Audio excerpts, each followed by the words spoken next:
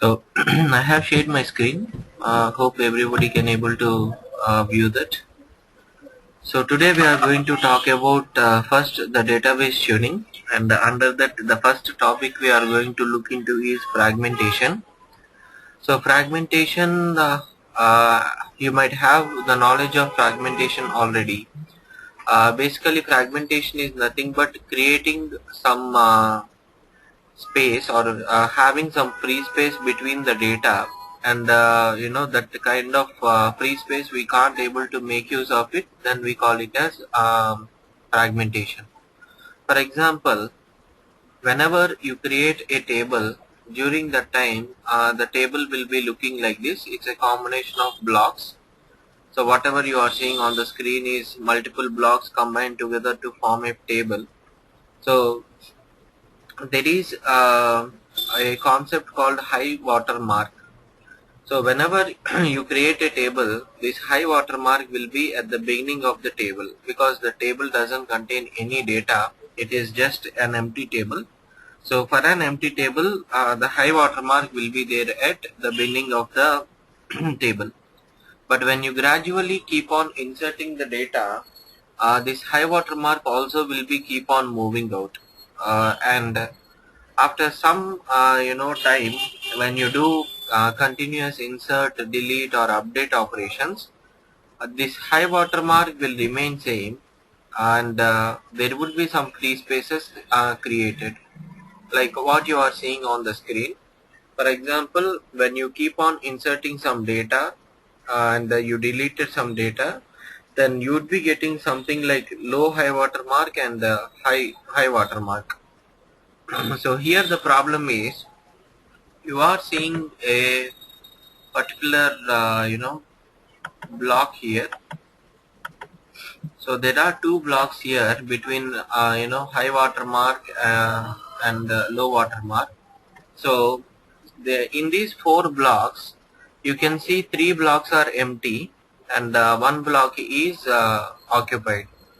So now these three blocks, whatever it is showing as empty, block number 1, then 2, and here another one, 3, Oracle cannot make use of that blocks until unless high water mark was reset or this fragmentation is removed. So basically whatever you are seeing on the diagram, we call that as fragmentation in the table. So to do the defragmentation, you need to go ahead with some steps that we are going to follow, and that is going to do the defragmentation, and it is going to reset the high water mark also. And once the high water mark is reset, then you can able to make use of the free space that is there. So this is a similar concept to what we have in Windows operating system also. I hope you people have heard about a tool called disk defragmenter.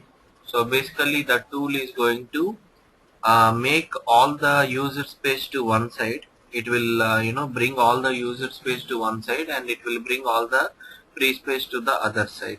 So here also in database or in table, the same is going to happen, and that we call it as fragmentation, and we have several ways to do defragmentation. So the first one we have is you know till version 8i, we have one option. The only option available is export and import.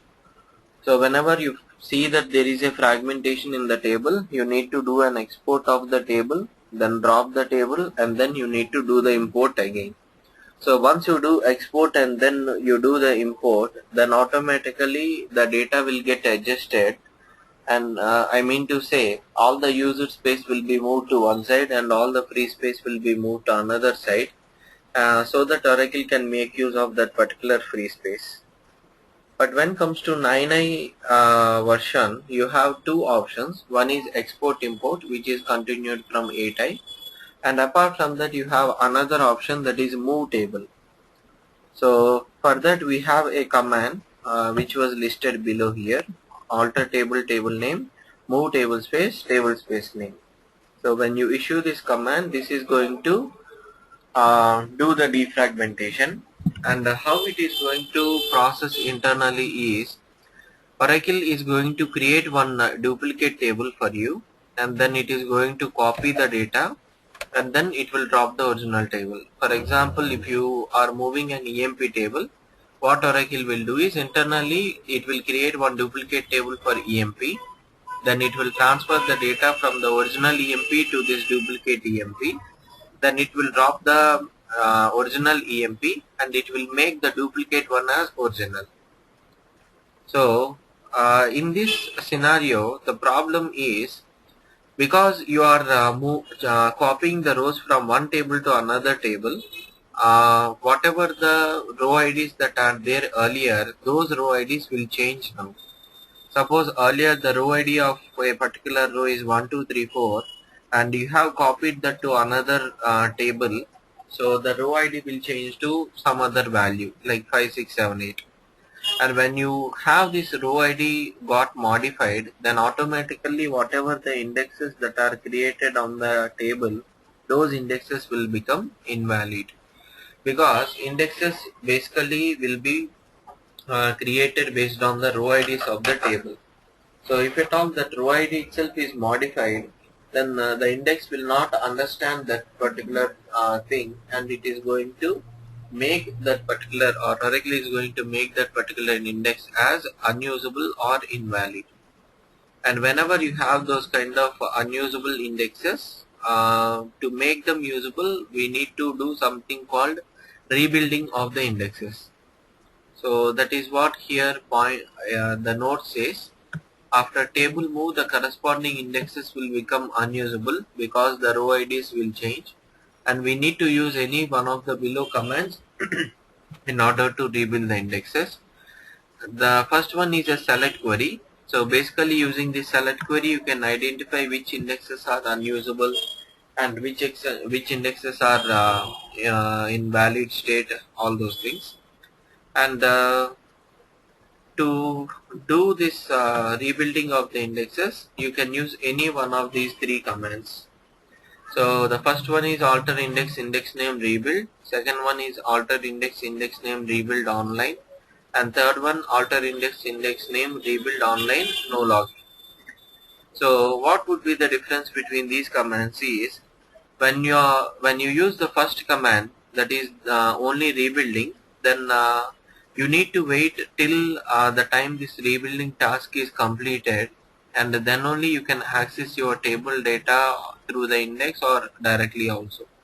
But when you do the index rebuilding online, that is the second command, then the option is still the rebuilding is going on, parallelly you can select the data from the table also. So that is the option we have. And the third one, we have rebuild online no logging, and as you know already, no logging means it is not going to generate any redo entries. So this is the option that we need to prefer to use in real time, because we don't require to generate any redo entries during rebuilding. So rebuilding is basically nothing but recreating the index. So it's something like that. Now when comes to this is all there in 9.9. So for example, let us go and see about this move table.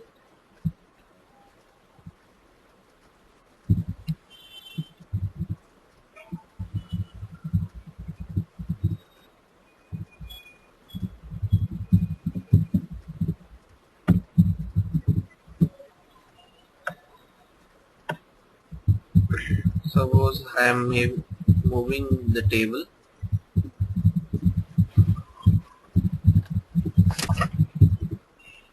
So I moved the table, and if you look at the index status now,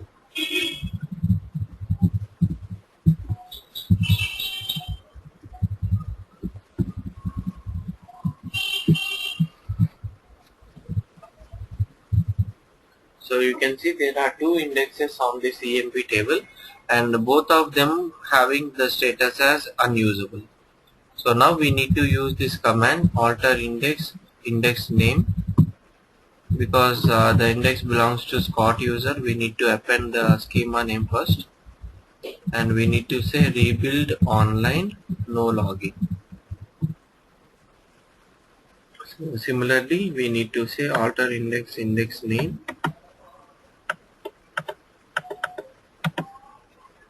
button, rebuild online, no login. And now if you verify, you can observe that the indexes became valid again. So this is how you are going to do, or you are going to handle the defragmentation task in 9a version. And when comes to 10G or 11G versions, the advantage is apart from export import, now you can use data pump export and import. And still like in 9A you can use move table command also. And along with that you can make use of another option, that is shrink compact. So the advantage between the move table, the advantage over move table with the shrink compact is when you are doing move table, users cannot able to access the data from the table because it is indexes are become unusable. Oracle will throw an error basically. But when comes to this shrink table, Oracle is not here. What happens is Oracle is going to move the rows within the same table. Earlier in move table, it is copying from one table to duplicate table. But in shrink table, it is going to move the rows within the same table. So when the rows are moved within the same table, the row ID will not change. And when the row ID is not changing, then you don't require to rebuild the indexes. So basically, that is the advantage we are having. And how we are doing this shrink table command. So first, these are the three commands that we have. So the first command is to enable row movement. So that will allow to move the rows within the table from one location or one block to another block. And the next one we have alter table name shrink space compact. And the third one we have is alter table name disable row movement. And disabling the row movement is not mandatory. Either we can do that or we can sometimes ignore that step also. So the below description says as the row IDs doesn't change with the above commands, it is not necessary to rebuild the index while doing the shrinking of the database. And still users can access the table, but it is going to do a full table scan instead of the index scan. So now let us use the similar commands: alter table name, enable row movement, then we say alter table name shrink space compact, then we say alter table name disable row movement. And now if you check the status of index, even after you do that, you can see the status is valid. So that means there is no impact on the indexes when you do this shrink compact command. So this is one enhancement we have in 10G. And there is a note here which says apart from table fragmentation, we will be having table space level fragmentation also. And that will occur only in dictionary managed table space or locally managed table space with manual segment space management. And whenever you have table space level fragmentation, the solution is to do export and do the import of the tables. So to avoid this table space level fragmentation, it is always preferred to use locally managed table space with ASSM, that is automatic segment space management. So that is what we have regarding the fragmentation. And how to know what are all the tables which got fragmented and all, there is a script in my blog as well as in Google also. So you can make use of those scripts, and you can identify the top 20 tables or the top 50 tables, which are fragmented. You can basically get to know about those details. So before we proceed for the next topic, anyone is having questions?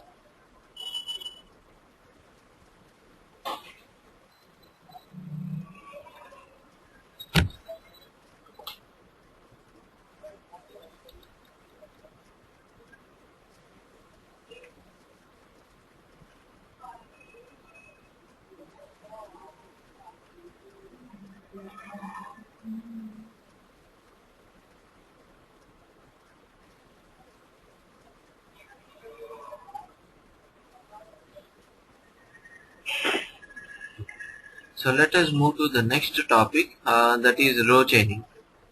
So normally we know that the database block size is standard, that is 8 KB in size. But for suppose you are storing one image into Oracle database and that image size is somewhere around 24 GB or something like that. So if at all you want to store this 24 GB, definitely you can't store that into a single block because single block size is only 8 KB.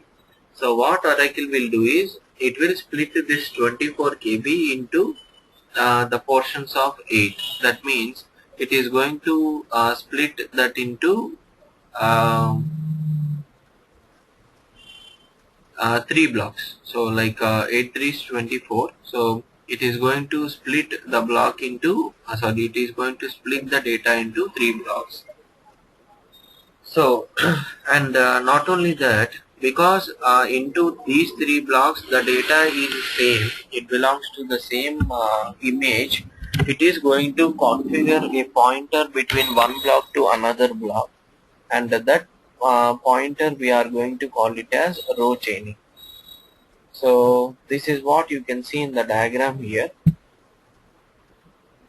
So if the data size is more than the block size, then Oracle is going to split the data across multiple blocks. And as you can see on the diagram, the data was splitted across 3 blocks and the 3 blocks are chained together. So we call this concept as row chaining. And what is the disadvantage when you have row chaining is, you need to, if at all you want to retrieve that particular image, you need to do 3 IOs because the data was spread into 3 blocks. You need to perform 3 IOs and then you can able to retrieve the data. So and you know already whenever the IO increases, the performance of the database will be degraded. So we need to make sure that those many IOs are not being performed, thereby improving the performance of the database. So before going for that, first we have a select query here, which is going to specify or which is going to give you the information how to find out a row chaining in the database. So we have a select query for that. So now third point says, because the data is spread across multiple blocks, Oracle need to perform multiple IOs in order to retrieve this data, and which is going to lead or which is going to do the database performance degradation. And what is the solution that we need to apply for row chaining is, we need to create a new table spaces with non-default block size, and we need to move the tables. So Oracle is giving one option for us. The default block size will be 8 KB, but apart from that, Oracle give you the option to create table spaces with non-default block sizes. And there are totally 4 non-default block sizes possible, as you can see in 5th point. 2 KB, so you can create a table space with 2 KB block size. You can create a table space with 4 KB block size. 8 KB is anyway default, so we are not mentioning that here. And the next one is 16 KB, so you can create a table space with 16 KB block size. And the final one is 32 KB. So these are the 5 options that we have, these are the 4 non-default block sizes we have: 2, 4, 16 and 32. So now what we are assuming is, we have a image which is spreaded across 3 blocks. The size of the image is 24 KB. Now let's say if you want to do the row chaining, so if you want to break that row chaining, you need to create a table space with 32 KB block size, and under this 32 KB block size table space you are going to insert this particular image. So definitely 32 KB is going to allow 24 KB, so happily you can store your data only in one block. And while retrieving also, Oracle will perform only one IO. so that automatically the performance of the database is also improved. And below you have the commands on how to create non-default block size table space, all those things. Now one thing that we need to understand is whenever you have non-default block size, the buffer cache by default will accept only 8 KB blocks. But if you try to create a table space with more block size like 16 KB and 32 KB, then Oracle will not allow you to do that until unless you configure a separate buffer cache. So the existing or the default buffer cache will accept only 8 KB blocks. If at all you want to create a non-default block size table space, first of all you need to configure a non-default block size parameter. So the parameter name is db underscore nk underscore cache underscore size. So first let us go and try to create one non-default block size table space.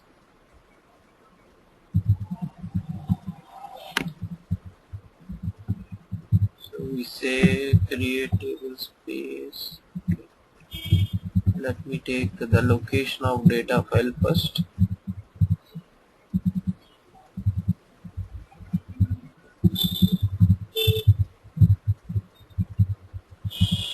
So I am creating with the name non-def tbs, and data file I am locating here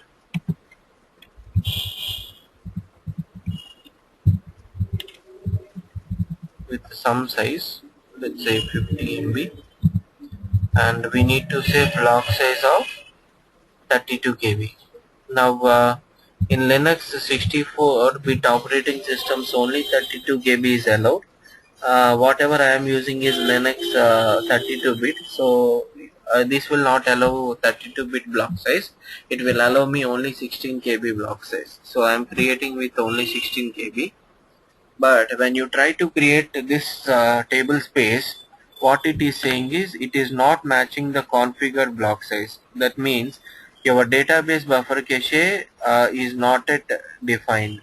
So the regular database buffer cache, as I said, will allow only 8 KB block size.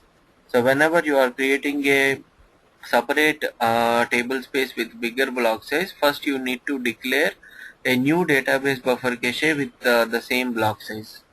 So here, because I am creating the table space with 16 KB block size, we have a parameter called db underscore 16k underscore cache underscore size.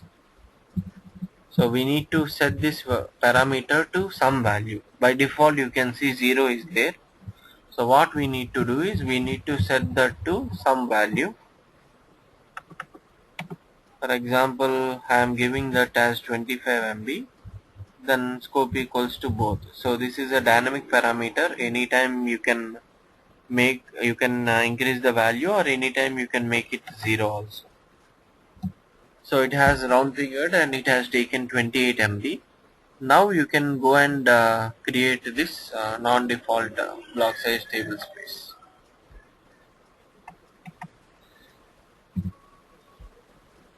So now you can see the table space got created with bigger block size.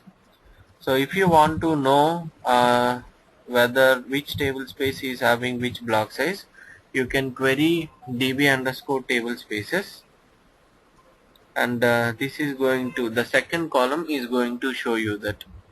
For example, let's say select table space name comma block size.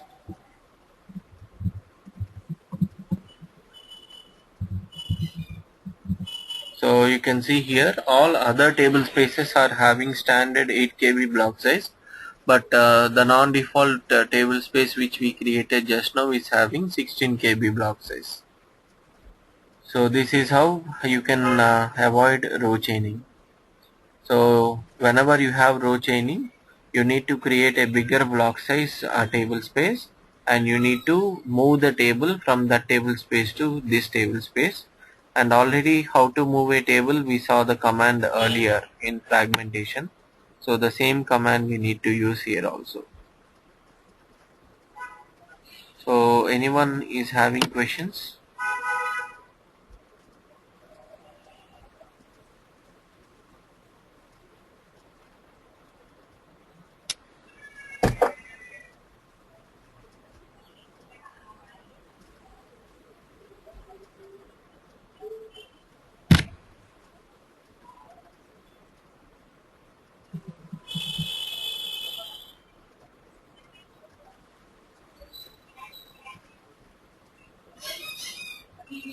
Mm, do you mean to say to check the row chaining?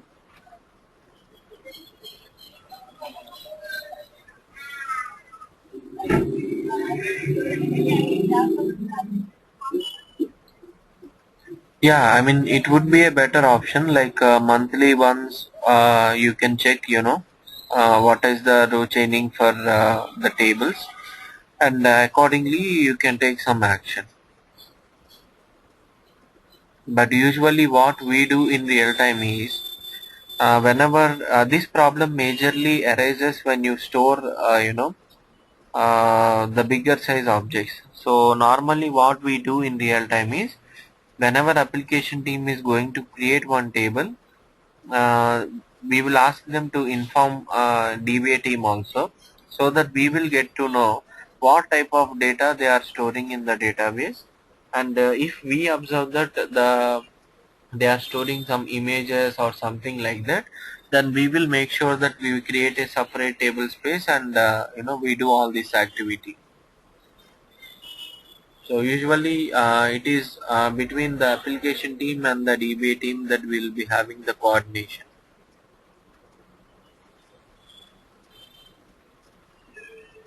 So any more questions from anyone?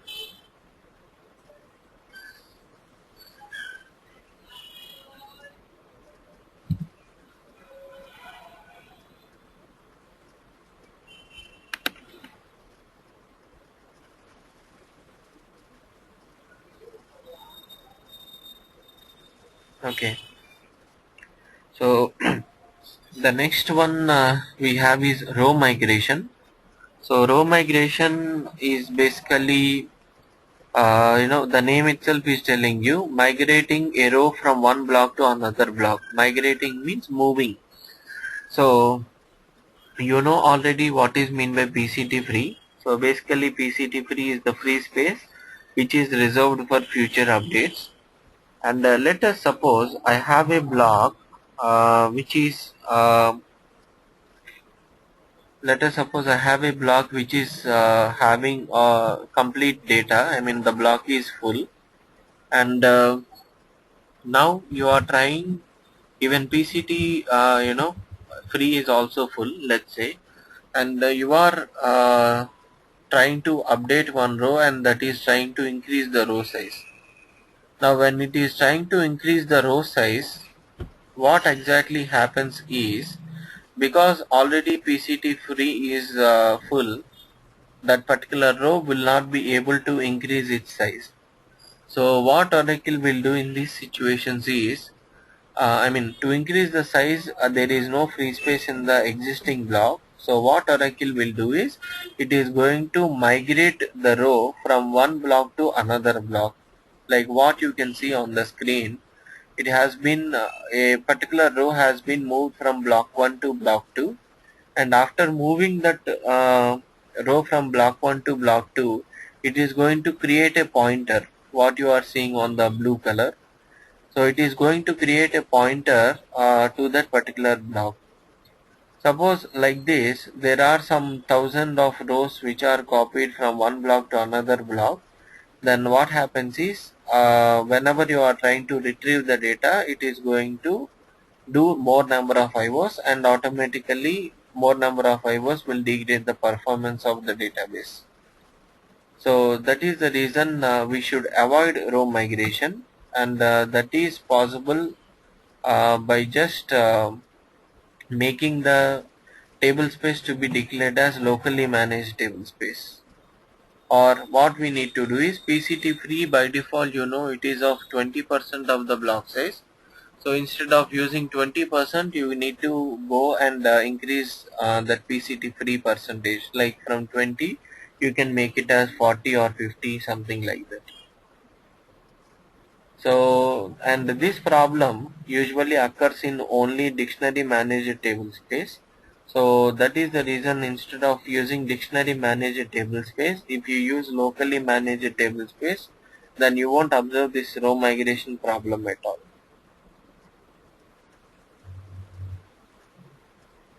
So, is this concept clear for everyone?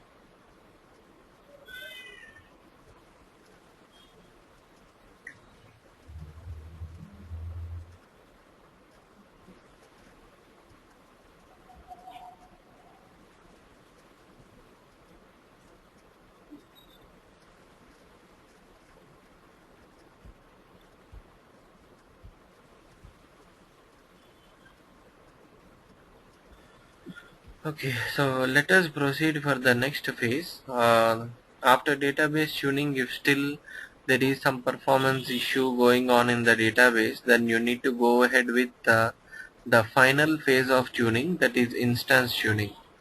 So basically in instance tuning, what you are going to do is you are going to identify whether there is any problem with the instance, and I mean to say instance is a combination of background process and memory structures. You know that already, and we don't have any control on background process. I mean, we can't tune the background process. So the only option we left out with in instance tuning is we need to tune the memory structures, like increasing the shadable size, or increasing the database buffer cache size, or increasing the other memory components. So all this will come under instance tuning. So basically instance tuning is the solution in instance tuning would be to increase the size of the memory components. So under instance tuning, the first one we have is TKProf report. So TKProf stands for Transient Kernel Profiler, and this report is going to give you some information, like in parsing, you know already select statement will be executed in three phases: parsing, then execution and fetch. So this TKProf report is going to give you how much time your query has spent in parsing, how much time it has spent in execution, and how much time it has spent in fetching. So it will give you all that information in detail. So first let us go and generate one TKProf report. Then using that report we can understand what exactly we are going to do. So the first one we are saying grant alter, sorry, it's not alert, it's alter.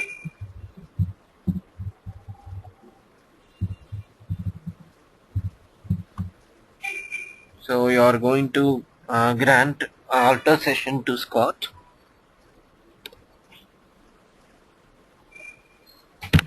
Then you are going to connect as Scott user. Then you are going to issue one command, alter session set SQL underscore trace equals to true.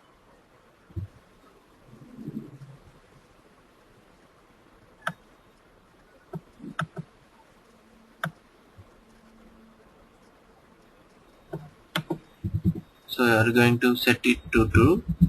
Then you need to execute the statement which is giving problem.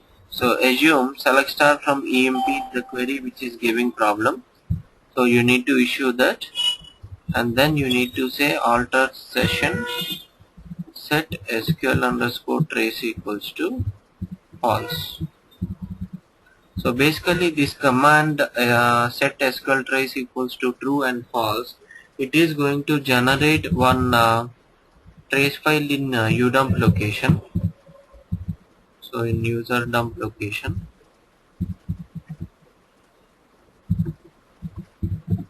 so this is your trace file, the latest trace files whatever you have, that is the trace file. And now what you need to do is out of this trace file you need to generate TKProf report, and for that the syntax is like this: TKProf space the source file name, that is nothing but the trace file name, and the destination file name. So let's say emp underscore report.lst. So any name you can give, there is no specific reason. And once you generate the report using BA editor, just open that report. And you would be seeing lot of columns and their descriptions initially. So, and out of this report, what we need to is, we need to jump to the location where we have that select statement. So I will just say search for select star from EMP.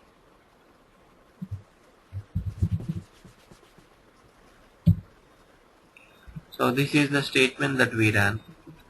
So when we ran this select star from EMP, what are all the things happened internal, it is going to show you. For example, parsing happened once. So count 1 means how many times that phase was executed. So count 1 is there for parsing, that means parsing was happened once, and execution also happened once, but fetching happened twice. So that means 2 times Oracle has performed fetching, that means 2 times it went to the data files, or 2 times it has performed IO. So to just retrieve 14 rows, Oracle is performing 2 times IO. So this could be leading to the performance issues. And not only that, it is also showing you how much CPU utilization it has done in the third column, and in the fourth column it is showing how much time Oracle has spent in order to execute this query, and how many disk retrievals it has done, etc., etc. So basically here you can see this one. Now suppose if you observe that parsing is happening very high count, instead of 1, if you see something like 3 or 4, definitely there is some problem with the shared pool size, because parsing usually happens inside shared pool. So if you see that parsing is happening very high, then you need to go and increase the shared pool size. And in a similar way, when you see the execution is happening very high, then you need to go and increase PGA size. Why? Because you already know that execution is going to take place in PGA. And finally, the fetching phase. If you see that it is having huge count in fetching phase, then you need to go and increase the size of database buffer cache, because the fetched data will be placed in the LRU list of buffer cache. So this is what basically you are going to do. As I said in the beginning itself, instance tuning majorly involves in increasing the size of memory components. Like if parsing is having problem, increase shared pool size. If fetching is having problem, increase database buffer cache size, or something like that. And that we are getting confirmed with the help of a report called tkproc report. So that is what the description says.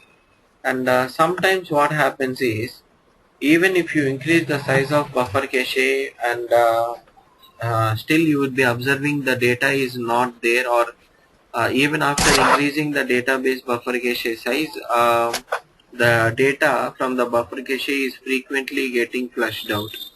So in that case, you can make use of something called keep cache or recycle caches. So what keep cache is going to do is, it is going to store the data. Normally the data is applied with LRU algorithm, you know that. But in case of keep cache, the data will not be flushed out from LRU list based on LRU algorithm. So if you copy the data and keep it in keep cache, then it is going to be there till the instance or till the database is up and running. Suppose if I mention EMP table should come and sit into keep cache, then whatever the 14 rows that are there, so those 14 rows will come and sit into this keep cache, and even other data will be getting flushed out based on LRU algorithm, but EMP data will not go and flush out using LRU algorithm. and similar to that you have one more cache, that is recycle cache. So if at all you are doing, you are retrieving the data from very large tables, usually Oracle prefer to go and use recycle caches to store the data. So the reason is, when you have your data in recycle cache, then the data will be flushed out immediately without waiting for LRU algorithm. So when the data is flushed out immediately, you are giving a chance to allow other users to copy the data. So basically when you are doing full table scan on very big tables and all, Oracle prefers to make use of this recycle cache. And whenever you want to store the data in the instance itself without removing using LRU algorithm, then you can make use of keep cache. And how to enable keep caches and how to declare one table to go to keep cache, we have commands after point number 4. So here if you look at, we say alter table table name storage buffer pool keep. That means your EMP table will go and sit into that particular keep cache.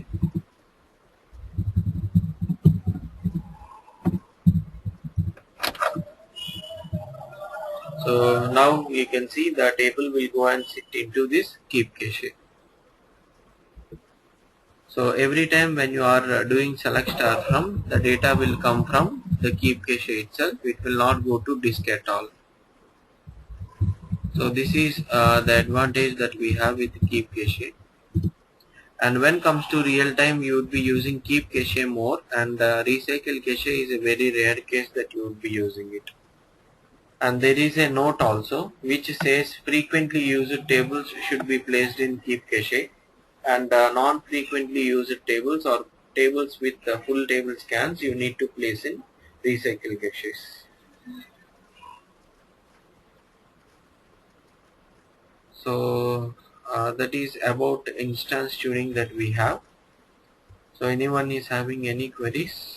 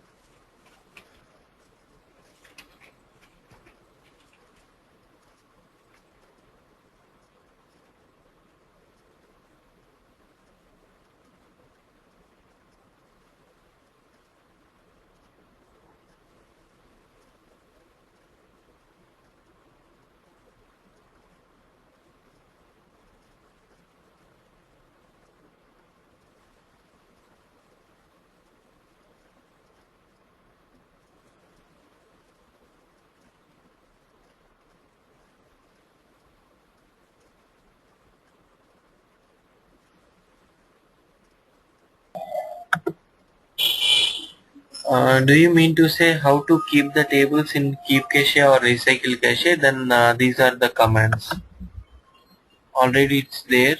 Just now I showed you those commands. So these are the commands that we need to use.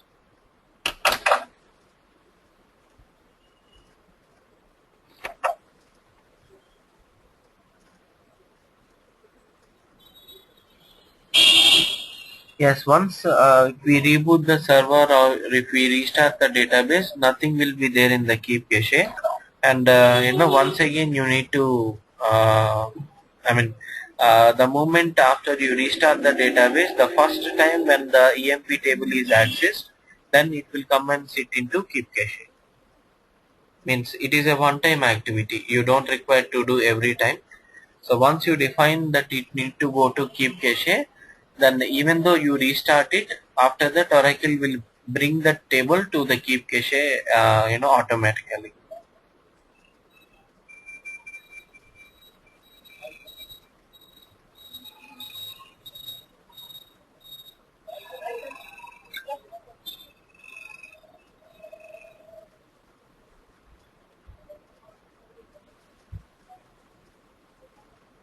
Any more queries from anyone?